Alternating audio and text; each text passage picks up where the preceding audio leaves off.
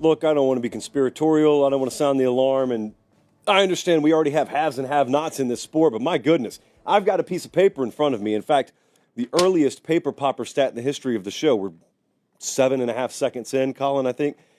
Do you realize Ohio State is getting the shaft here? No immunity, just full stop. Ohio State is a victim in this entire college football playoff structure, and it is because no one's calling penalties against their opponents. Ohio State's 134th in the country out of 134 teams in opponent penalization rate. I welcome you to a snowy downtown Nashville, Tennessee. We're jam-packed. We're brought to you by Academy Sports and Outdoors. And I got to ask you, this is what Ohio State looks like when they're on the wrong side of the officiating coin. What happens if they get a few breaks? Calm down, Texas. I hear you people. Calm down. The SEC, is it just time to pack it up?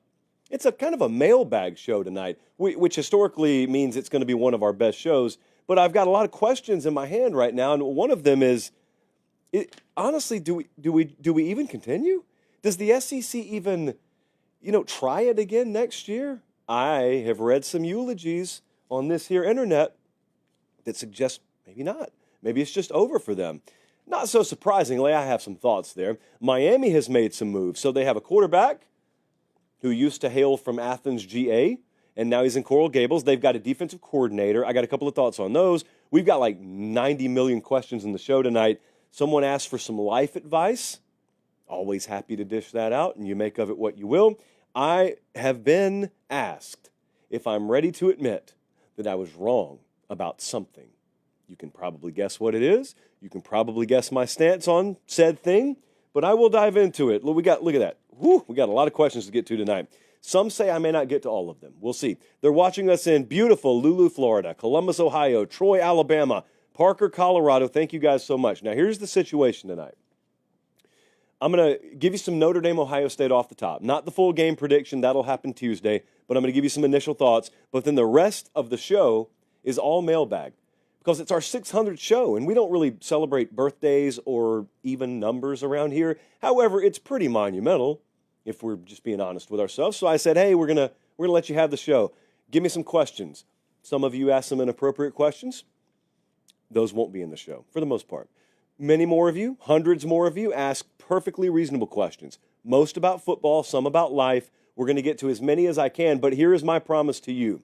Unlike sometimes where I get sidetracked and forget to continue to answer questions, as Warblogle pointed out earlier today, not tonight.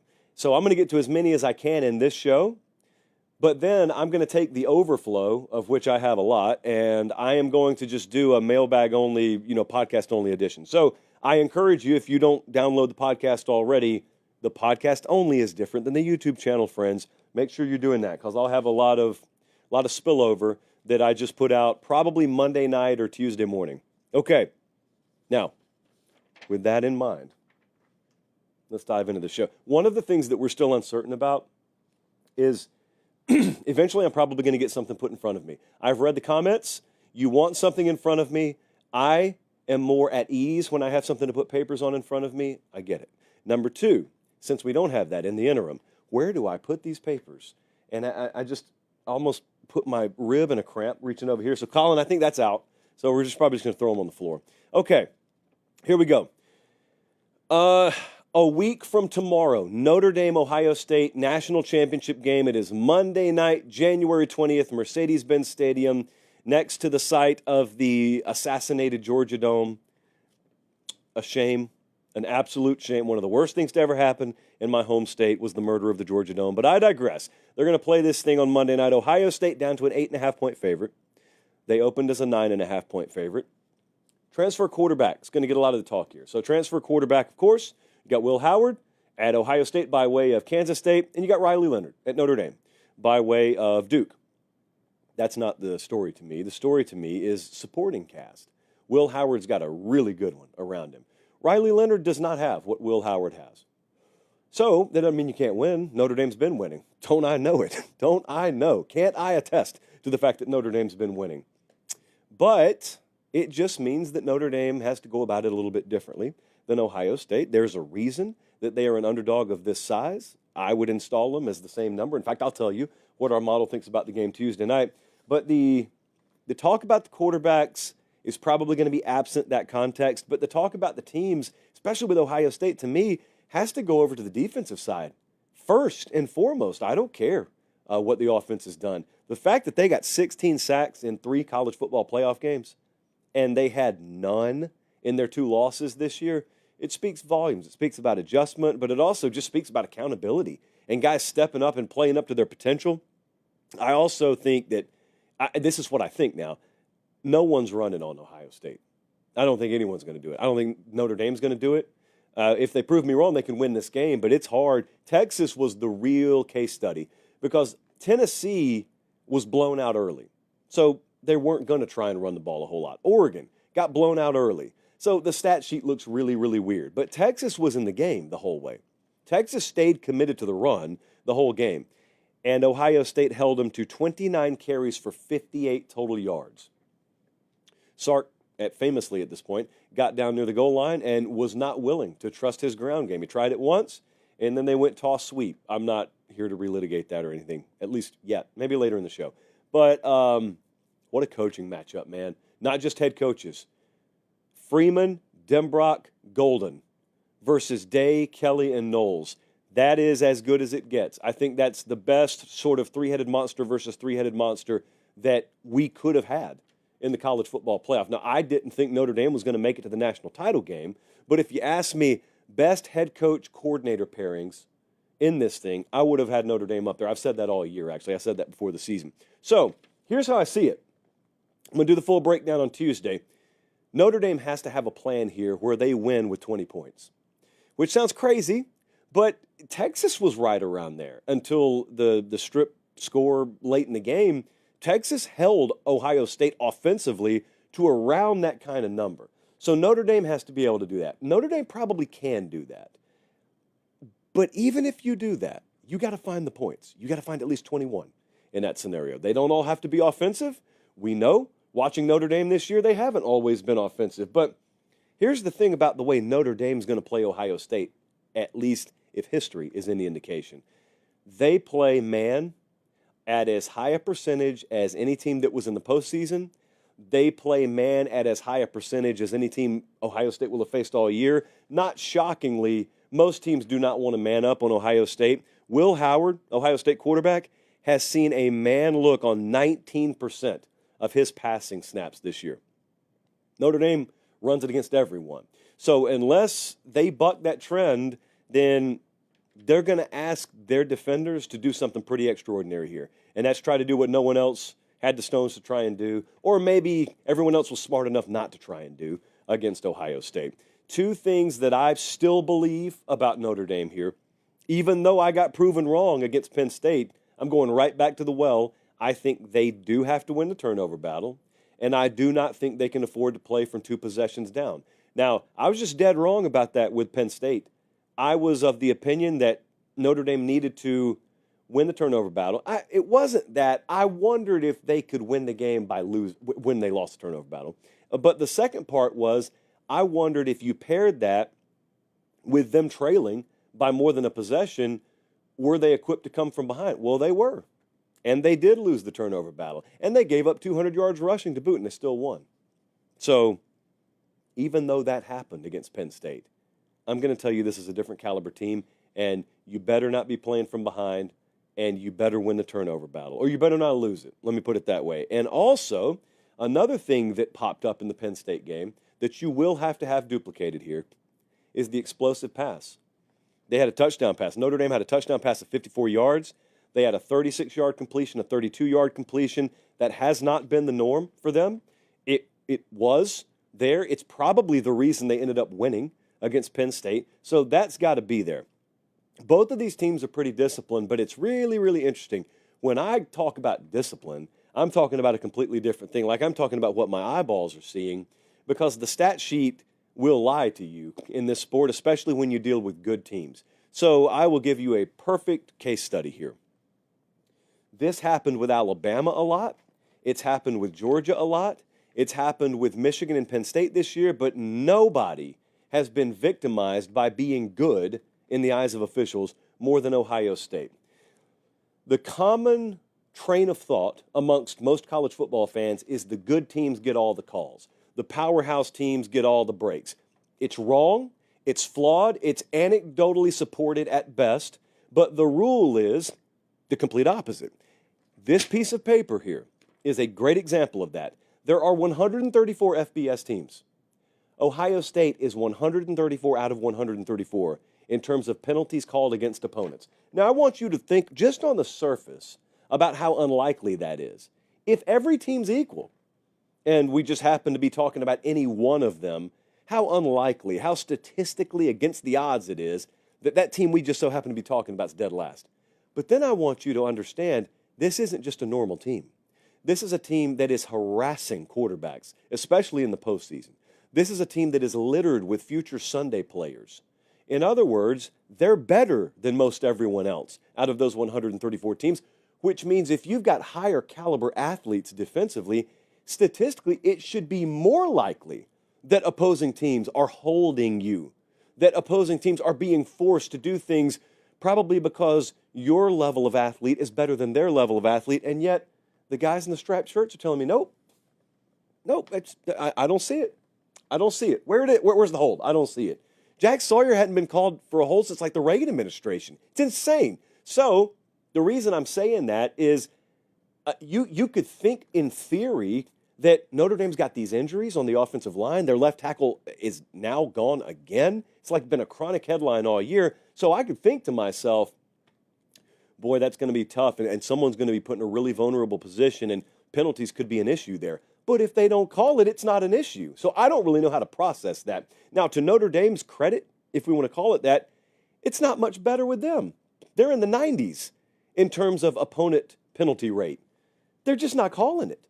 It's there. Anyone with eyeballs who watches these games is seeing it. It's there, but they're not calling it. But Ohio State, uncharacteristically, I would say, was penalized in the Texas game to such a degree that it could have switched the outcome of the game. It didn't, but that was a wild card factor that could have been a variable that changed the outcome. It didn't. So those are some very, very early thoughts from me on the Ohio State-Notre Dame game. The reason I disproportionately focus on Notre Dame is because I think there are default edges up and down the board with Ohio State to where if the game plays out heads up, Ohio State will win. So it's going to take some tilting of a few different categories by Notre Dame for them to pull this game out. They've been doing it all year. They have not faced an opponent the caliber of Ohio State, but that's okay. If anyone can do it, they can do it. Academy Sports and Outdoors is located on virtually every street corner in Atlanta. And so for those of you going down there, maybe you don't have one in your backyard. This is a perfect time for you to pay a visit to our fine friends at Academy Sports and Outdoors. They make the show free to you, but you know what? Even if you don't care about that, even if you look at me and say, Josh, the show would be free either way, you're probably not totally accurate on that. But even if you think that, it's just a great place to go. It's a great place to get some gear. It's a great place to get your tailgate necessities. If you don't feel like packing all that up when you go down to Atlanta, don't. Just go to Academy. And remember, if you can't get there in person, so maybe you're not a Notre Dame or Ohio State fan, maybe you don't have pressing tailgating needs this week. I'm so sorry about that. But maybe you just, you want to support the show. Our audience does a great job of that. Academy.com has you covered. You don't want to do it now? Do it on your lunch break tomorrow. Do it on Wednesday. But, just do it. Just give them a visit. We appreciate them. Okay, now we open the mailbag. Now, this is where the show gets really fun. I also totally expose myself, immunity, and I leave myself open to all sorts of things that I don't remember what I said 5 months from now, and it gets clipped and pulled out and thrown at me. But that's okay. In a strange way, that's one of the reasons we do the mailbag. So I put out the call earlier today. We got, I don't know how many thousands of submissions. So let's go. Colin, what do we have? First up, I'm going to take I'm going to take a sip of cream soda Zevia, if you don't mind. Oh, it's one of the best sounds in the history of the show. Good to have our good friend Cream Soda back on air tonight. All right, here we go. Todd, coming in hot. Todd from Blowing Rock, North Carolina. There has not been an SEC team in the last two championship games. Todd, I did not know that. Has their run of terror finally ended? as the rest of the sport caught up to them after everyone was allowed to start paying players. Well, well, well. Todd, that's a hurtful allegation that you're hurling at the SEC. Are you suggesting, Todd, that there were some recruiting improprieties disproportionately in the SEC relative to the rest of college football? Because I got to tell you, I've seen no evidence of it, Todd. None whatsoever. This is the first time hearing about this. Having said that, there's some weird stuff going on. All right, so let's first address the obvious. Does the SEC feel a little more vulnerable than they have been in generations past? Of course, it's because they are. Does the SEC feel a little down? Well, of course, they are. Have there been shifts in the college football landscape that may have served to balance out the overall structure of the sport at the detriment of the SEC? Yes. Stop asking yourself obvious questions, Josh. Okay. But I do want to address something. There's this weird thing going on right now. Some of you are participating in it gleefully. That's okay, because you don't work in this business. But there are people who work in our business, national types, mind you, that have been like above and beyond overboard celebratory about this. And I've been like dumbfounded by it. There's within reason, like you can have fun with folks. I do that all the time. But man, the folks just outright celebrating that there are no SEC teams in the national championship game. Like, okay, I will tell you where I stand on this. I love the SEC. Colin, we don't need the breaking news headline, but I love the SEC. I grew up in the SEC. I'm not going to dunk on y'all. Y'all, sounds like a little bit of pandering Pate coming out there. But if you knew my real accent, you wouldn't question the pandering nature of me dropping a y'all there. But all these national types, all the national media types who claim to, cover the sport and failing to understand how much the sport has blown up due in large part to the popularity and success of the SEC and then forcing the rest of college football to try and keep up. It's put a lot of money in your pockets. And it's put a lot of eyeballs on your product. I know that. Like, I am so above and beyond blessed and thankful to you guys, not just in the South, but I'm talking to you guys in the South and you girls in the South, because I look at our numbers. We've got a ton of folks in the South who watch the show. And so, I don't know. To me, it's piss poor business to dunk on you guys. I'm not going to do it. To each his own, I guess. I mean, if you want to go partake in content that slaps you in the face at every opportunity, go ahead. So has the gap closed? Yeah, it sure has. I don't think it was going to stay open forever. Real talk, there are a lot of talent acquisition mechanisms that have changed in the sport that have brought the SEC back to earth. I think a lot of the twos on many of these high-level rosters have been raided. And Georgia, I thought, got victimized heavily by that this year. If you just watched them, look at their offensive line, look at their tailback room. There's a reason it looked naked, as Meemaw would say, this year, as opposed to years past. But have you noticed there are a million different theories floating around out there as to what's happened to the SEC and why has the SEC become so vulnerable, and there are like 19 think pieces on the front pages of every major college football and sports website, and the answer's right in front of your face and no one's pointing it out. So I will. Nick Saban's gone. Nick Saban's gone. It was never the SEC dominating. It was Alabama under Saban dominating, and then a few other teams. LSU 2019, dominant. Credit due. Georgia under Kirby, largely dominant. Couple of national championships. Credit due.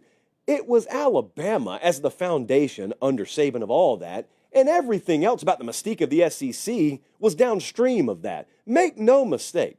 There's some legit ball that's been played in the SEC before Nick Saban got to Alabama. There was some legit ball and some legit teams that played in the SEC while Saban was at Alabama. He got beaten by some of them. But there is no profile. There is no behemoth that has been the SEC over the past 10 or 15 years without that. That's the head of the snake. That's the head of the serpent right there.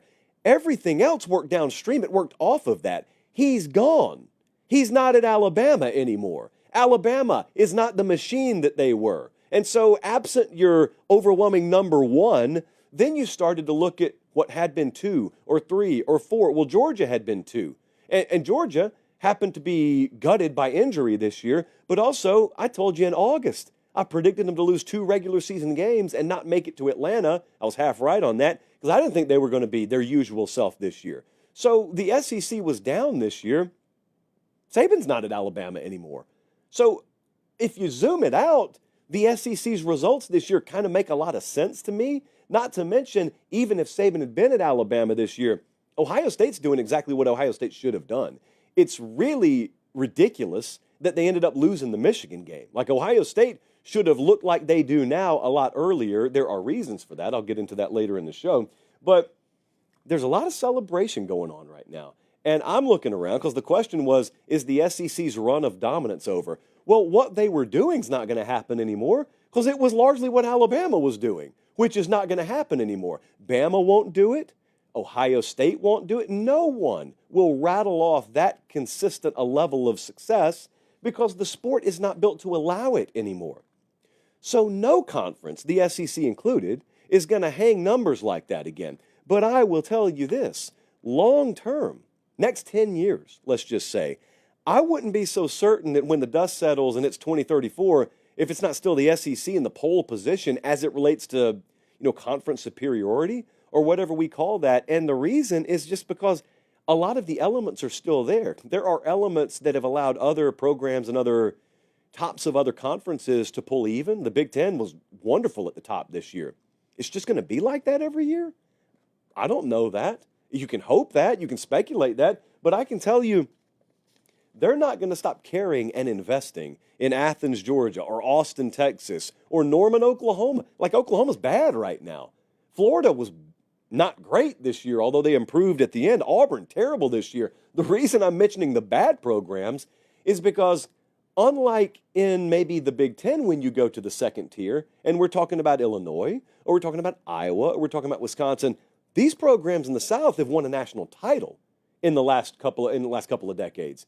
The others haven't, which doesn't mean anything relative to the future other than it's reasonable to assume the desperation is there and the willingness to spend is there to the point where they'll just keep trying until they get it right.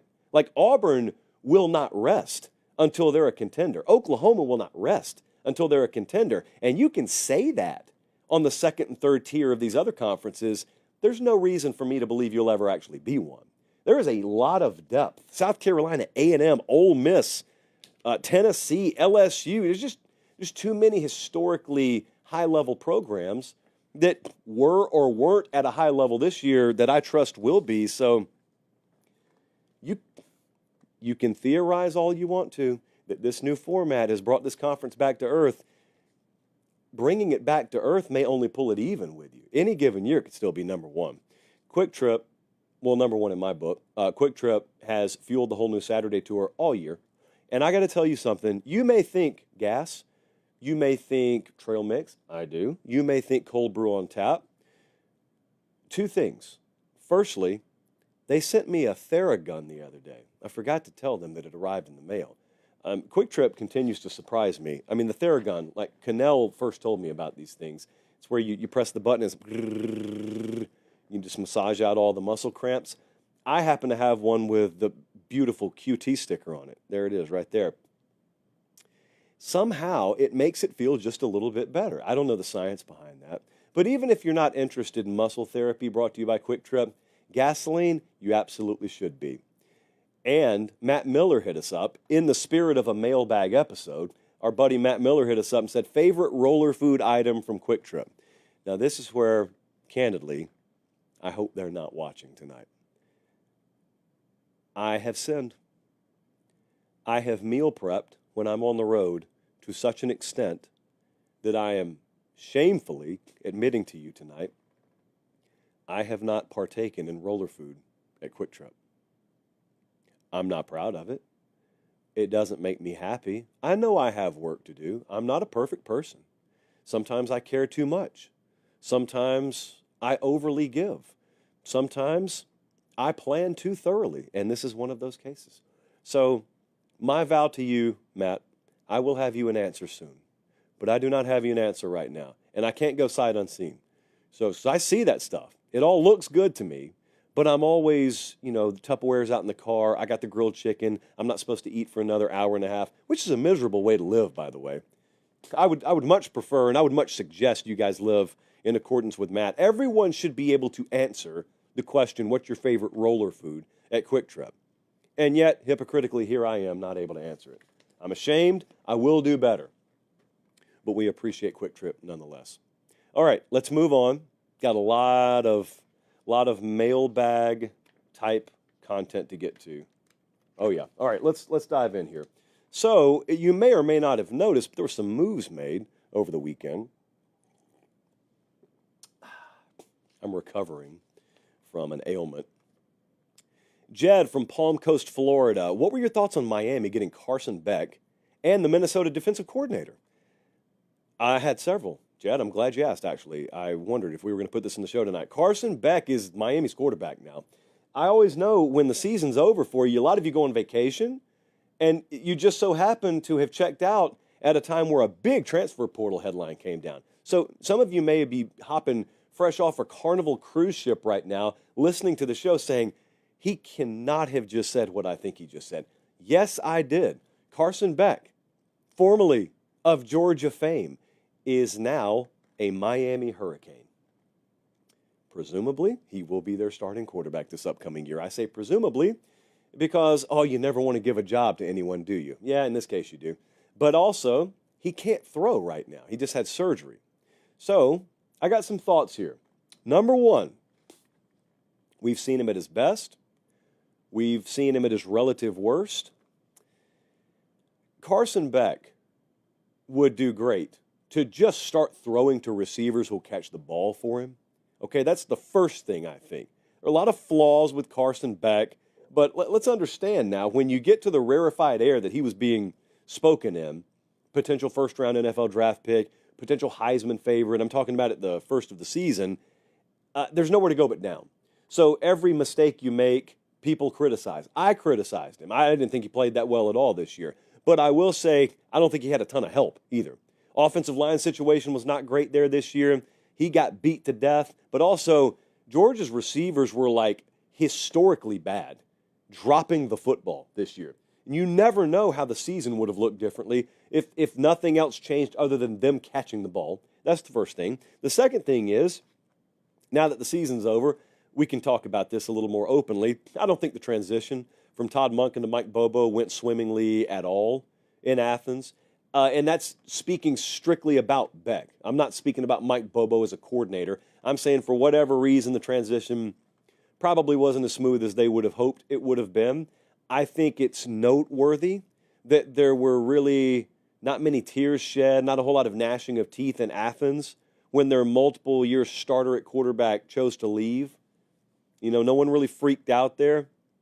Should be a pretty good indication that it was one of those best for both parties to move on type situations. Now, that means nothing for Miami. It could be great news for Miami. But also, my real thought, because a lot of people criticized how Miami spent here, and I would suggest you get the final number before you just go with what you see on Twitter. But what else were they going to do? I need to keep my mouth shut. What else were they going to do? I think it was overtly obvious for any of you who watched that bowl game, for any of you, it's all due respect to Miami's quarterback room, it was very obvious the answer for 2025 was not on campus. So they had to go get someone. Now, in your mind sometimes, you make up a market that's not there. The market is who is available. That's the market. So it just so happened that Carson Beck was the best available. They could have, trust me, they could have made a run for Mendoza out of Cal. They didn't. That's their decision. They didn't. This was their guy.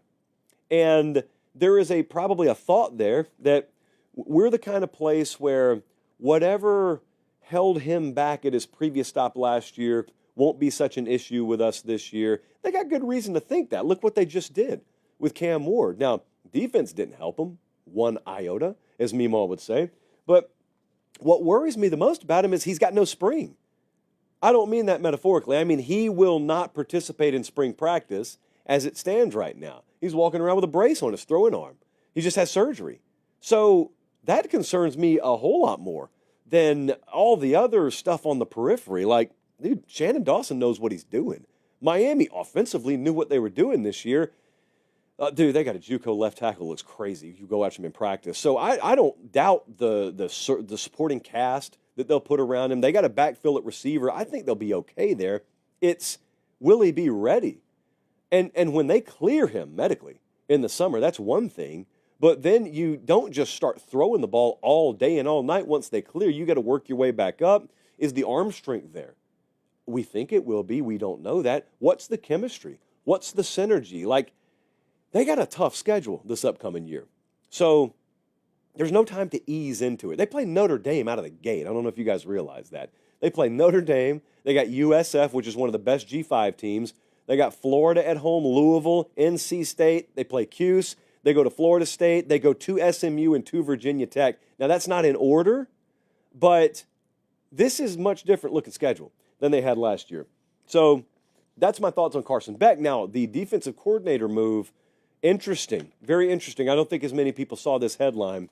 So one of the things I've been following for a while, one of the things got too quick there. One of the things I've been following for the past week was what was Mario going to do at defensive coordinator. They fired Guidry. I thought it was a move that had to happen. Where was he going to go? And in the end, they go get Corey Hetherman out of Minnesota. Now, there's one thing to pay attention to when you're hiring a defensive coordinator in an overall program like this, because I grade him fairly highly. He came from a place where they were top 12 in all categories defensively this past year. It is not apples to apples. The chief concern that you have here is he has only called plays on teams that were slower tempo-wise. Miami is not a slow tempo team. Miami runs a very, very up-tempo offense. It works for them. But what it does is it puts a lot more strain on a defensive coordinator. Jeff Levy dealt with this past year. They call as many plays per minute as any team in the country, and he hired a guy who had never called plays, I think, at all, much less called plays on a team like that. So you got to be ready because it's a different challenge. It's a different animal. You're going to play X number more plays, X number more snaps per game. It's just a whole new world when you are a defensive coordinator on a team that runs at the kind of tempo that Miami is going to under Shannon Dawson. So that's the thing I'd be paying attention to more so than, is he intense enough? Do his schemes work enough? Personnel, of course, I care about. And there's not much place else to go but up for them. But their ceiling, I think, will ultimately be determined by that. But it's really funny when you think about Miami, you think about the perception versus the reality right now. Say it to yourself. If you're listening to the show, what do you think about Miami right now? If you're not a Miami fan, what do you think about Miami right now? Most of you think they're cooked. No, they missed their window. Washed, overrated. What are they rated? They've gone from, 5-7 to 7-5 to 10-2. That's their regular season records since Mario's been there. So I'll be the first one to tell you, they dropped the ball fantastically this past year. Like this past year, there's no excuse for them not to be a playoff team. But remember, there are rungs, there are tiers on the grading ladder in this thing. It's not you're 10 or trash, okay? It's not that you're great or you suck. It's you're great or you're really good and you're pretty good and you're kind of good and you're average and you're below average. Miami was really good this year. There was an argument at the end of the year for them to be included in the playoff. I didn't make it, but at the very least, they were included in the playoff conversation at the end of the year. That's not trash. It's underachievement relative to the squad they had and the schedule they had, but it's not trash. So also, let's just remember here the history of the program. This is not the University of Georgia. It's not the University of Alabama. It's not Ohio State. They do not have a sustained, multi-decade recent history track record of winning. If Kalen DeBoer walks on campus at Alabama and he goes 3 years without having Alabama in the playoffs, he will be a failure. He will be a failure because he was served on a silver platter a situation plenty workable enough, a roster and a program built plenty strong enough to where it should not take more than a couple of years. Mario did not necessarily inherit that. So I just find it interesting because Miami's very polarizing as a program. So hardly anyone possesses the ability or willingness to just take off the glasses and observe them in an unbiased manner. I think if you do that, you look at him and you say, man, how did you miss the playoff this year? But also, you guys have improved. Program's on a lot better standing now than it was when he got there. Well, that's called progress. They've made progress every year. At least that's how Meemaw taught me progress works. Next up, we continue to roll. Oh, no. Are we at the part of the show? Colin, is this the food poisoning question? Oh, this is terrible. But I told you, ask the questions and I will answer them. Mark hit me up. He said, is there a bigger low point in the history of this show than the food poisoning incident in the days following Jacksonville? P.S. I know you didn't intend for your telling of the story to be as funny as it was, but it was. No, it wasn't, Mark. That's propaganda. That's misremembering history. This is a disastrous story. This is the low point in the history of this show. And I've worn a clown nose multiple times on air, but this was a different level. So last year, we were in Jacksonville for Florida versus Georgia. And I got food poisoning. So we never identified the culprit. We narrowed it down to one of two things. Either it was Chili's the night before, because I flew into Jacksonville and I door-dashed Chili's. Sue me. It's one of the finer establishments in Jacksonville, they told me. So I ate that, no problem. I go to bed, I wake up, we go to the stadium, and then I eat at halftime with Ryan Leaf, no less, name dropping. I mentioned that because Leaf may very well have been the guy who poisoned me. I can't rule him out, is all I'm saying. And so it was either Chili's or the halftime snacks there in Jacksonville, but one way or the other, I got food poisoning, like you wouldn't believe, but it happened. And what stands out among a few things is how quickly it set in. If you've ever gotten food poisoning, you know what I'm talking about. So the game ends. I'm okay. The game ends. I do some post-game stuff. I go to press conferences. Georgia won because, of course, they did. And we did some post-game stuff for CBS because we had an activation there that day, which is where a client pays and CBS comes in and builds this big set like the game day set. And then you got a big desk there. Emily Proud was there. We had a bunch of staff there. So we get done with all that. They're doing the loadout, which is just when they load up the equipment, and I'm waiting for an Uber ride or something like that. And then I realize something's wrong. Something's very, very wrong. So I disappear down the way, down a tunnel. Fortunately, no fans still in the stadium. And I had to pull the old reversal, the old upheaval. I threw up in the bathroom once. I had to go back in there 5 minutes later, twice. This is when I know it's deteriorating rapidly. And then I hear from Gelby, car's here. No, we're 5 or 10 minutes away. Hotel's 5 or 10 minutes away. So I think I'm timing my intervals up. And I think if I just puked, I can make it to the hotel. That was a theory, as it turns out, that was not founded in totally sound logic. Because we got about 4 minutes from the hotel. They gave me the front seat. And I told Gelby, pull the e-brake, we got to stop. Gelby was driving. Proud was in the back seat. Coach Quinn was in the back seat. None of these people have ever witnessed me throw up. And I have to jump out of the car, and on a Jacksonville sidewalk, boom, there's number 3. And the worst part of it all was a Georgia fan walks by, does not break stride, and just gives me a token go dogs. He didn't bark, so we do have that going for us, but he gives me a go dogs. So I get back in the car. No one wants to admit how heinous what they just witnessed is, because when I throw up, it's very violent. A scream. It wreaks havoc on the vocal cords. More on that in a second. I get to the hotel. We are 3 pukes down. Another 14 occur throughout the rest of the night. Now, after the first few, if you know anything about food poisoning, nothing's coming up. Nothing whatsoever. It's just basically the lining of your stomach at that point, and it is tough, but you cannot keep anything down. You can't even chew on an ice cube without it coming up. And Proud and Coach Quinn went and got me some Gatorade, and they got me some ginger ale, and it just all ended up in the sink, not because I poured it there. I think I've been pretty clear.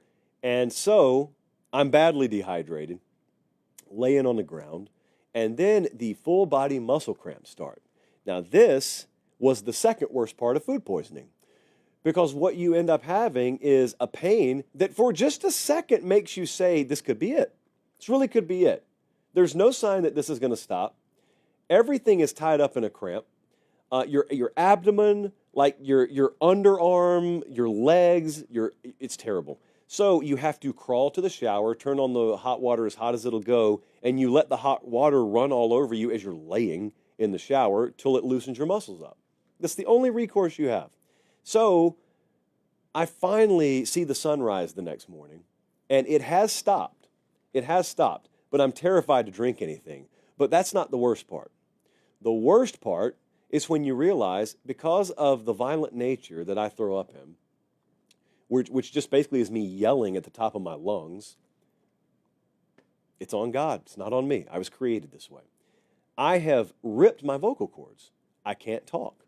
I cannot talk. I have no interest in talking, but I can't talk. Not only am I uncertain enough about my status to miss my flight, but it wouldn't have mattered if I made my flight because I can't talk. So I stay in Jacksonville an extra day. We miss the Sunday night show entirely, first time ever, only time ever. I fly back Monday, and I still can't talk. Nothing is coming out. We have to cancel the Tuesday show as well. The only two shows we've ever canceled. Colin, we started the show in March of 2020. We've canceled two shows, and that was the reason. Ripped vocal cords from food poisoning. And then Thursday, I could string sentences together enough where we did like an abbreviated show. I don't even know where we went the next week. But yeah, you want to talk about a low point in the history of the show. Yes, that was the low point in the history of the show. It was terrible. It was terrible. I don't have many enemies, but I would not wish it on any of them. Next up, please, let's move on to happier times. But if you stuck with us through that week, I love you. Sting, Kingston, Ohio, formerly of the police, now of Twitter trolling, said, will you admit that you were wrong about the 12-team playoff? Well, I should have responded to get further clarification on this. I'm not quite sure what I'm supposed to be admitting I was wrong about, but I have seen this flavor of question a lot. So I'm asking any of you out there, because I think maybe a slight majority of you disagreed with me on how I feel about the playoff, which is fine. But I'm trying to ask, what is it that I was allegedly wrong about here? Because I never said no one would watch. Quite the opposite. I said a lot of people would watch, which they have. I never said it wouldn't be entertaining. Quite the opposite. I said the playoff itself will be wildly entertaining. I'm mentioning this because I was against playoff expansion. If you're new to the show, for many different reasons, I was against playoff expansion. And so we're here, and we have it, and I've been to a playoff game every round. It's been entertaining. People have problems with the format. I do as well. That was easy to see coming, I thought. But I'm trying to figure out what was I wrong about. So the best I could tell, the most familiar theme throughout the past, I don't know, few days after this last round has been, I've had several people come at me and say, oh, you were wrong about the playoff because, you didn't want it expanded. You said the 4-team playoff was just fine. I said, what evidence are you coming at me with? And they said, well, 2 teams that would not have even been in the 4-team playoff are playing for the national championship. And me being me, I just sit there with a blank stare like they're not done with their point. But it turns out they're done. That's the point they're trying to make. And I'm like, did you think this whole time I believed that there were never any teams outside the top 4 that could have won the national championship? Is that what you thought? I'm asking some of you because we've never really gone down this road. For people like me who did not want college football playoff expansion, for people like me who really believed that the regular season would provide the correct 4 teams and the committee would get the right 4 teams most of the time, and I'd be fine with it. Did you think I meant that the committee would never exclude any team that would have been capable of winning at all? Oh, I certainly never meant that. As recently as this past year, Georgia got left out. I would have picked Georgia to win the whole thing if they were in the 14 playoff, but they weren't. And I was okay with them not being in. It is not about the best / most talented or capable team, whichever adjective you want to use here. It's always been about the most deserving team for me, as long as, this is a great big caveat, as long as we are defining deserving the right way. Because I'm not part of the you are what your record says you are crowd. So that is not how we define most deserving. But largely, I thought the committee had gotten it right. There were a few argument points, but I thought largely they had gotten it right. Guys, I was never sitting here thinking to myself, everybody who's been put in the 4-team format, those are the only teams that could have won it. There's several years Bama got left out. They could have won it. Georgia last year could have won it. That's not the point. The point was always, do they deserve a shot to win it? And based on regular season results in years like last year, even up to and including a conference championship result, I was okay with a very capable team being left out, like Georgia. In the past, I was very fine with a capable team in 2022, like Alabama, being left out. Nick Saban sitting there at the end of the day saying, but we'd be favored against everyone. Well, that doesn't matter. That's me. I'm the one who puts out a power rating every week, and I'm telling you, I don't care who you'd be favored against. You lost games. So your resume doesn't stack up. You don't have one of the 4 best resumes. It's not that you wouldn't be capable. Oh, Alabama would have put up a much better fight than TCU did, but they didn't deserve to be there. So Ohio State and Notre Dame making it to the title game proves nothing, at least in my mind, about how flawed my argument has been. I've always said, you're only giving a third shot to a team like Ohio State. This is kind of bleeding into the other point. The other point has been that there is a small but very vocal crowd that believes I'm against teams getting a shot, that I'm against teams being given an opportunity. And it's always a Boise. It's always a little guy that I'm allegedly wanting to slam the door in the face of. It's not that. I'm a realist. I know they're never going to win a title, but that's a dirty phrase. We can't even tell the truth on that front. But what I have said is you're going to have a lower tiered seed make a run to win a title. It won't always be the top 4. It won't always be the top 4. The difference is when a 7 or an 8 seed or whatever makes a run, it's going to be Ohio State.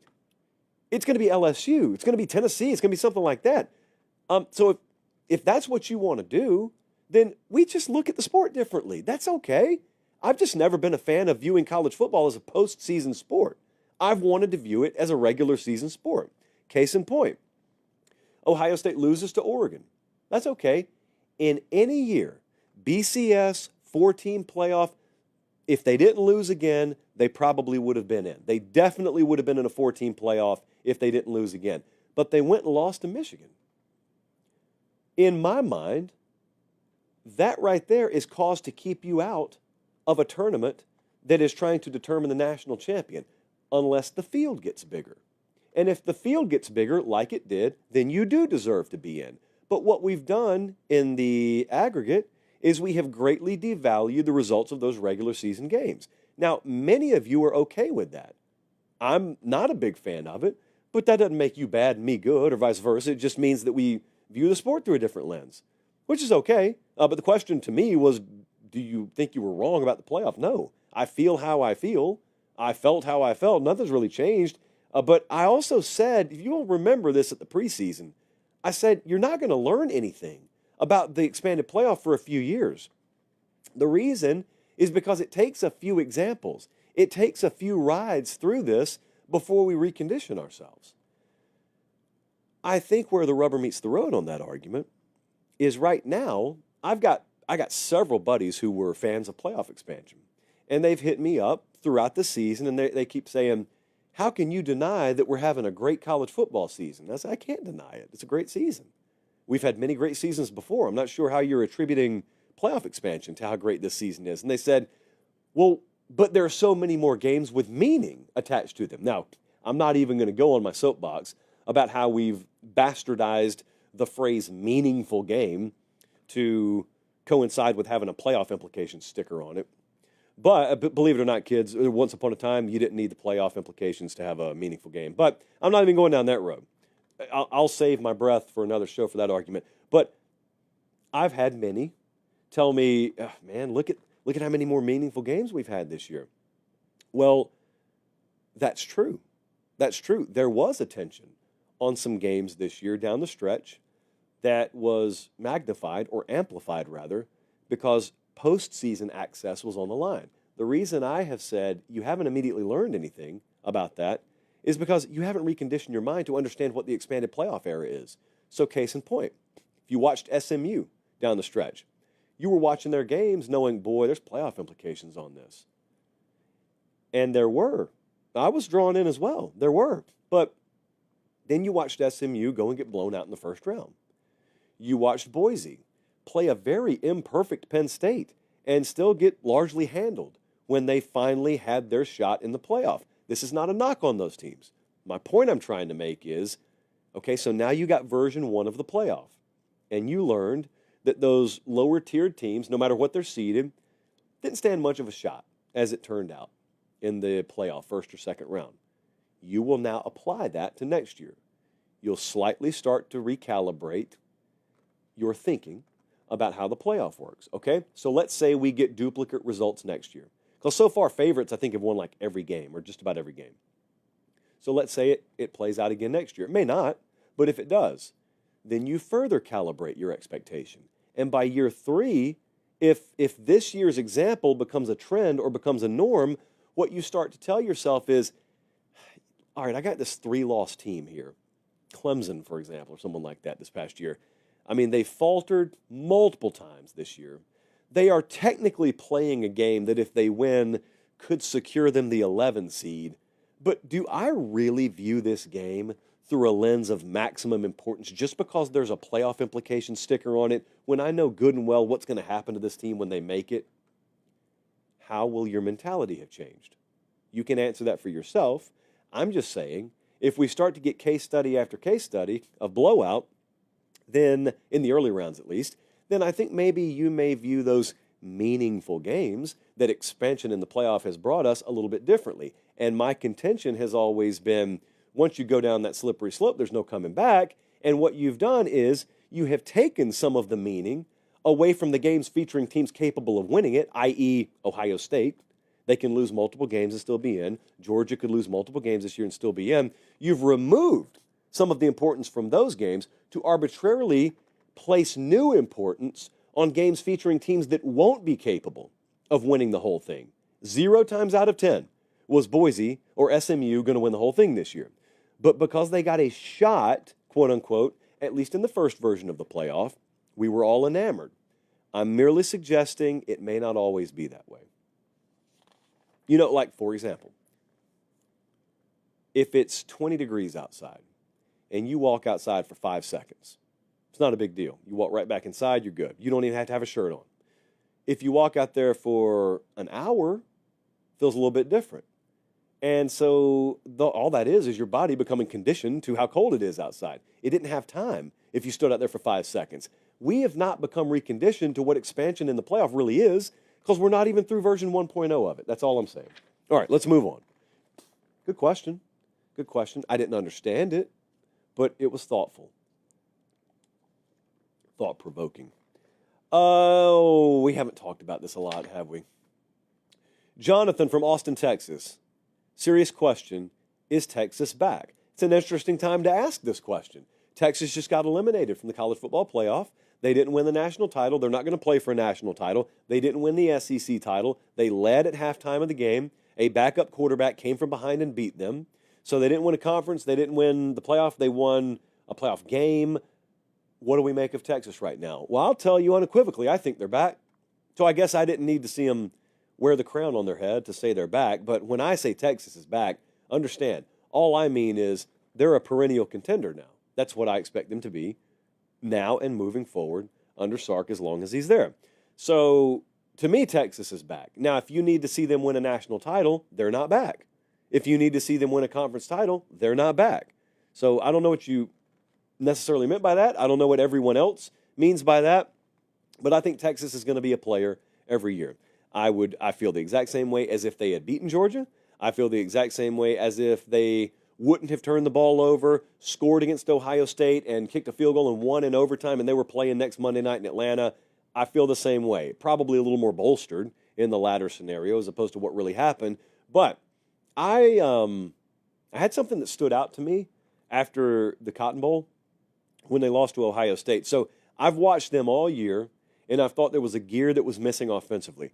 Now, I knew Quinn Ewers was hurt, and that's why I never outright went after him. I was never overly critical of him. What I instead did was I wondered aloud how much more they may use Arch Manning, because I knew about the injury situation with Ewers. Okay, so now that the season's over, it doesn't matter that we talk about that. So when the season ended the other day for Steve Sarkisian, he got asked about pretty much the situation with Quinn Ewers. I think he got asked something like, what have you learned from Quinn Ewers? What have you thought about him?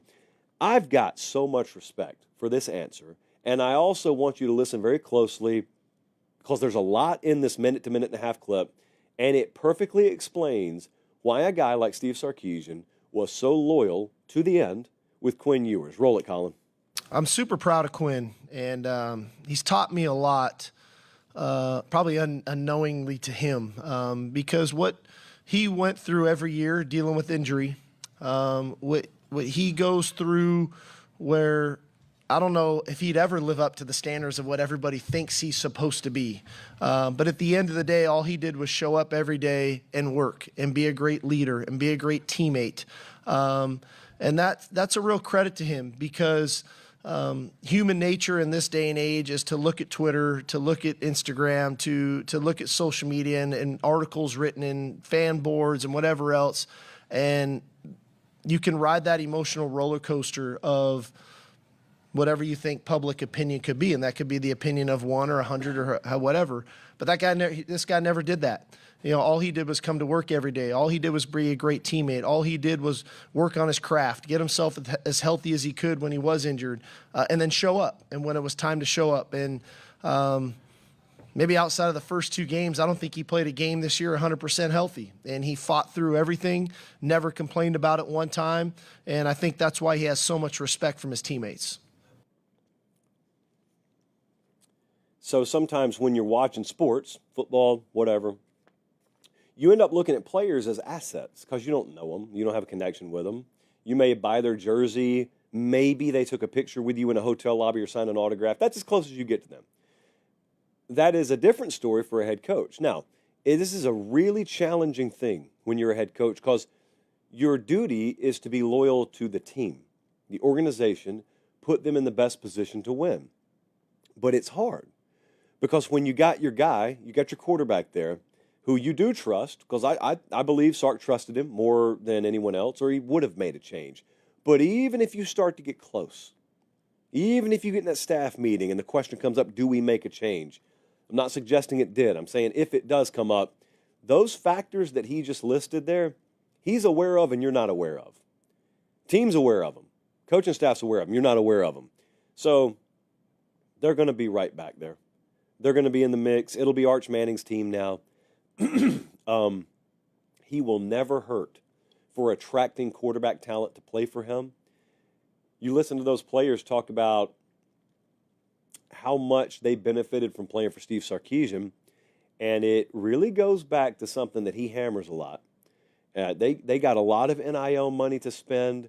They're not bashful about that, but they understand at Texas how to do that game, and they also understand, even if we had billions of dollars to spend, if we don't make kids commit to Texas, then we will not win. You've got to sell your program. Above and beyond how big a bag you can give a kid, you've got to sell the program. They've got to commit to the program. And a program is people, but a program is principles and values, and it's stuff that you adhere to. It's stuff that you believe in. It's on your walls, but you live it as well. And they've done that. They've very successfully done that at Texas. I got a lot of respect for them. I think they'll be there every year. I hope that wasn't loud, Colin. Okay, let's move it along. I will take another sip from this very, very quickly dwindling cup of water. But hey, it's not food poisoning. So I'm happy. I'm fine. We had a question. This one comes in from Perkins, Oklahoma. What's the best advice you can give a 20-something just trying to make it happen? So I just scrolled down a few things. Okay, the first one, you got to know who you are. I could not answer this question at age 20. I would struggle to answer it at age 25. Think about how simple this question is. Who are you? I'm not talking about the information on your driver's license. I'm not talking about your height or your weight or your skin color or your eye color. Those are characteristics. I'm talking about the stuff inside you. Who are you? What are your talents? What are your passions? What are your principles? What are your values? What do you love? What do you hate? Who are you as an individual? Who are you? The reason it's so important to be able to answer that is because how can you know what to pursue if you don't even know who you are? How can you know which career is best for you if you don't even know where your talent overlaps with your passion because you haven't identified them? I speak from experience on that. It took me a while. So that's the first thing. And then the second thing is understanding how to grasp and incorporate process-oriented thinking over result-oriented thinking. Everything around you, society, motivational videos you see on Instagram, by and large are going to tell you you need to be all about goal setting and you need to be focused on the prize. Eyes on the prize is one of the dumbest phrases that exists in modern American society because it's not the formula for success. That's the formula for stagnation. Define the prize. You want to know what you want to go get, but you got to understand the boring way to think is the right way to think. The process-oriented approach is to define your goal and then forget about the goal. Define the process that it will take to achieve that goal. You look at the mountaintop. I want to reach the summit of this mountain. Well, it'd be dumb to just stare at the mountaintop. You plot your course, and then you look in front of you and you go one step, another step, another step, and you get so zoned in, you're not even focused on the mountaintop, and you don't realize, wow, I made it 600 more feet towards the summit today. That's great. That's wonderful. That is not fun. It's not flashy. It's not sexy. It's not good for the reels. It's not going to get you a lot of clicks if you're trying to do the motivational speaking game, but that's actually the way you should go about it. And then once you do that, and that's all aligned with sort of a purpose-driven vision because you know who you are, therefore you know where your talent overlaps with your passion, then you become really determined, you become really stubborn, but that's not a bad thing. That's not a bad thing at all because you'll find the world kind of makes room for determined people who know where they're going because most people don't know where they're going. Most people are really confused. They're unsure of themselves. They lack confidence. They are very insecure. And so when someone who is not that and who is very determined and who has a razor-sharp focus and vision for where they want to go walks in the room, they get out of the way. I know, I've seen it. So in many ways, where we've taken this show was hard. But in other ways, it wasn't. It's almost like the sea parted because you're nothing more than really intentional about who you are and where you want to be. What else did we write down? Tell you another one that's really important. This is a good quote. It's anonymous as far as I'm concerned because I can't remember who I heard it from. But broken crayons can still color is a wonderful quote to remember. Broken crayons can still color applies to the windshield and the rearview mirror. You're looking at yourself, and pretty much everyone who's going to be listening to this, pretty much everyone who's going to be watching this, could list several flaws with yourself. Maybe your life's a wreck right now. You are the least equipped you could possibly be to be impactful and make something happen. Just do it anyway. No one's ever in a perfect position. Everyone's got crap they're dealing with, some more so than others. There could be a disadvantage you're dealing with through no fault of your own. You can still do things. You can still achieve at a very high level. You still have purpose and usefulness to yourself and to others. And then think about this as well. Maybe you're in a powerful position. Maybe you're in a position where you can hire. Maybe you're in a position where you can give opportunity. Don't wait for perfect candidates to come along. You got broken people all over the place who, just like you when you may have been in their situation, are perfectly capable of doing really, really good things, really meaningful, worthwhile things.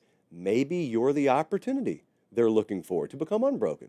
Maybe you can play a small role there. It's really, really, really a blessing when you can participate in that. Another one I wrote down. This is just advice for anyone, 20s or otherwise. Don't do comparison. Comparison is the thief of joy. Comparison is a waste of time. There is no duplicate version of you.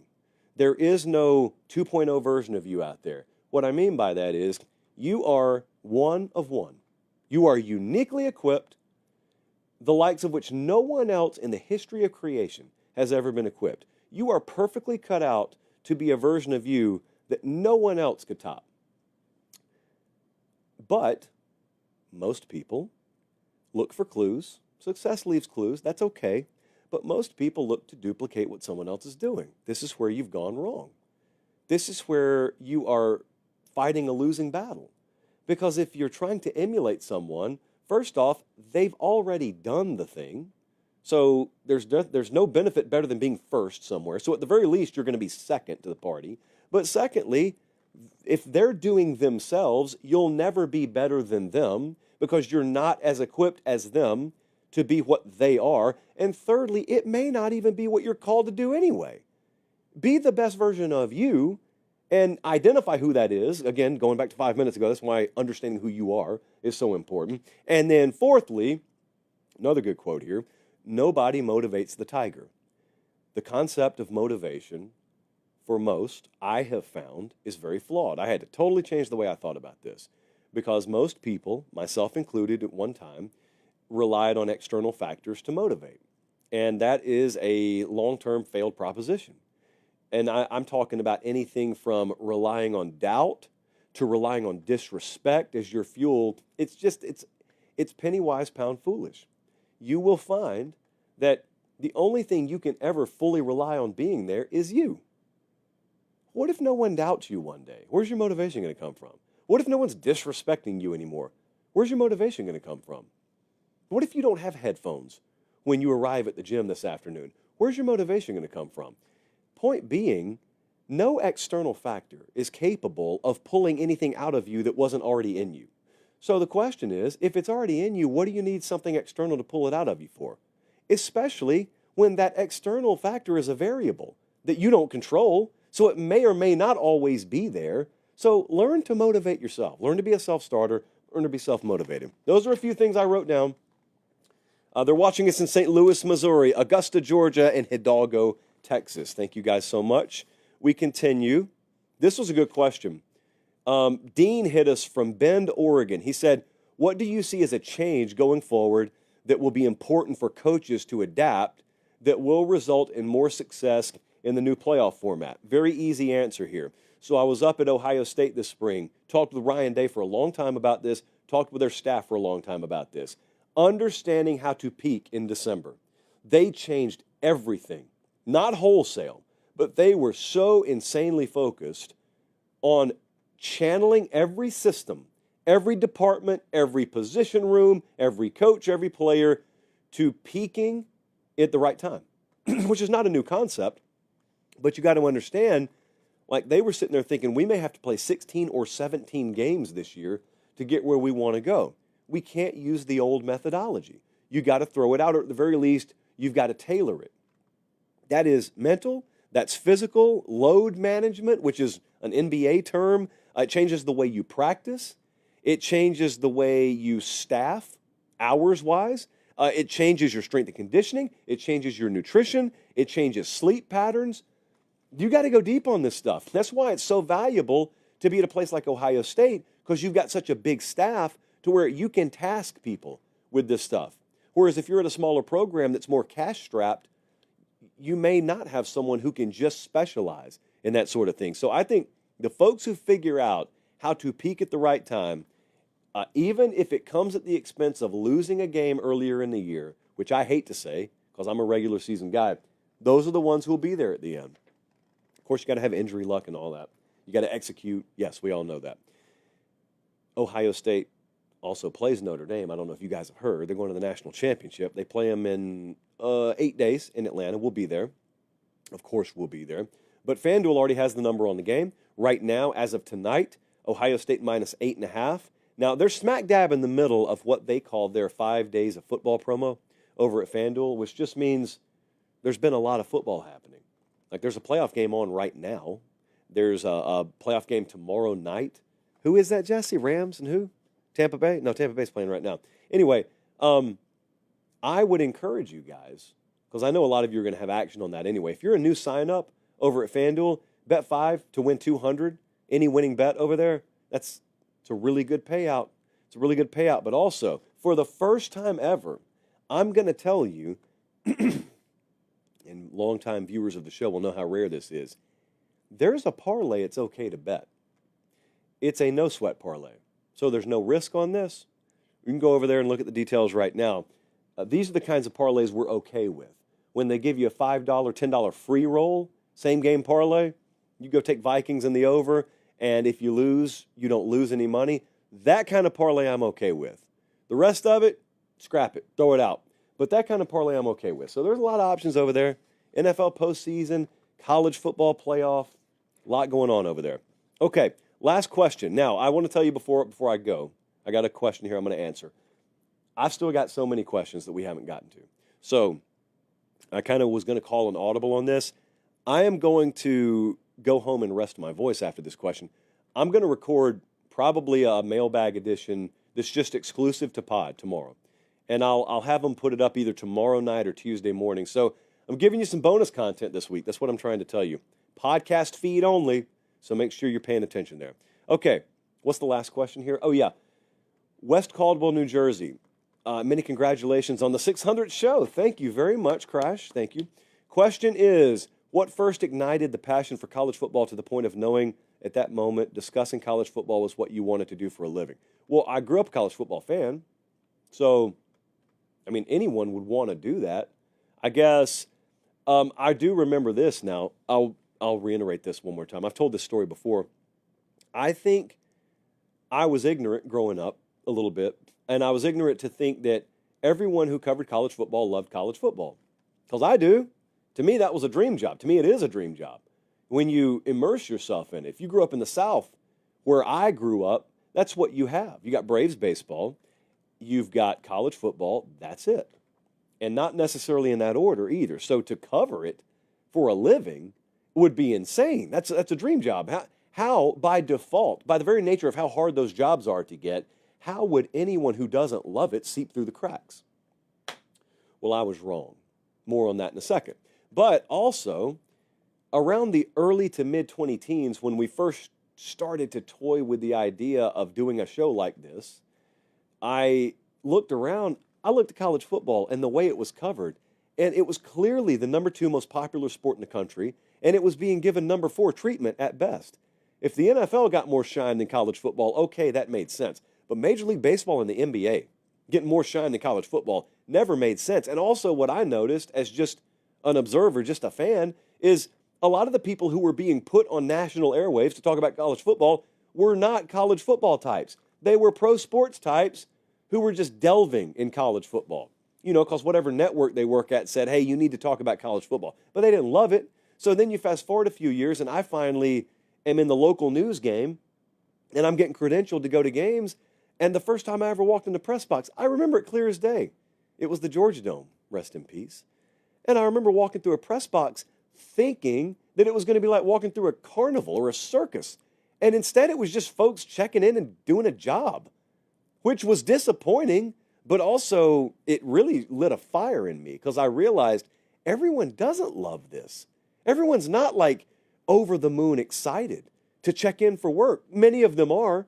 It's not a broad brush I'm painting with, but there were plenty enough people. I looked around and saw, like, there's no smile wrinkle on this guy's face. He doesn't look happy to be here. Are you seriously telling me that this is just a job for some of these folks? Like, to me, it's inexcusable for covering sports for a living to ever be just a job. But it is. So I went on to learn that. So I thought to myself, number one, college football is not covered the right way to begin with. And number two, maybe the right people aren't the ones covering it. And so not only did I love college football, I was then maybe getting an opportunity to do something about it and cover it myself. So that's why we made the show the way we did. And then we did it locally. You know, I did it, I've told that story many times, but I did the show out of a local TV studio in between my local news job and kind of butted heads with management a little bit understandably so, because I was doing independent content on their dime. So they shut that down for a little while. So you let your contract expire, and then you work as a 1099 free contractor with them, and you take far less money. But the trade-off is they'll let you do your own show on something called YouTube, which had just allowed live streaming. And I say the rest is history, but it was still another several years before we got the call from CBS 24/7. Come up here, and COVID immediately sets in. I meet Director Colin the first day. I share the concept of the show with him. He can finish my sentences for me. He's done every show since then, with very, very, very few exceptions. And we've got the most consumed college football show in all of digital media because we love college football. It's not that difficult a concept. It would just blow your mind how many people do this and don't really love it. They kind of like it, but they'd much rather be doing something else, politics or something like that. I have no interest in doing that. I'm fascinated by politics. I don't want to cover them. I'm fascinated by weather. I did not pursue a degree in atmospheric science. I wanted to do this for a living. So that's why we're doing it. That's the answer. Okay, we have got a ton more questions. We didn't even get through close to a fraction of like a tenth of them. So I am going to compile another stack, and then I will do a podcast-only version. We'll record it tomorrow. We'll probably upload it tomorrow night, so be on the lookout for that. It'll be in the podcast feed. It won't be on the YouTube channel. Appreciate you guys so much. Make sure you are subscribed to all available channels if you're not already, YouTube, podcast, etc. For Director Colin, for Producer Jesse, I'm Josh Pate. Let's have a great start to the week. Take care, and God bless.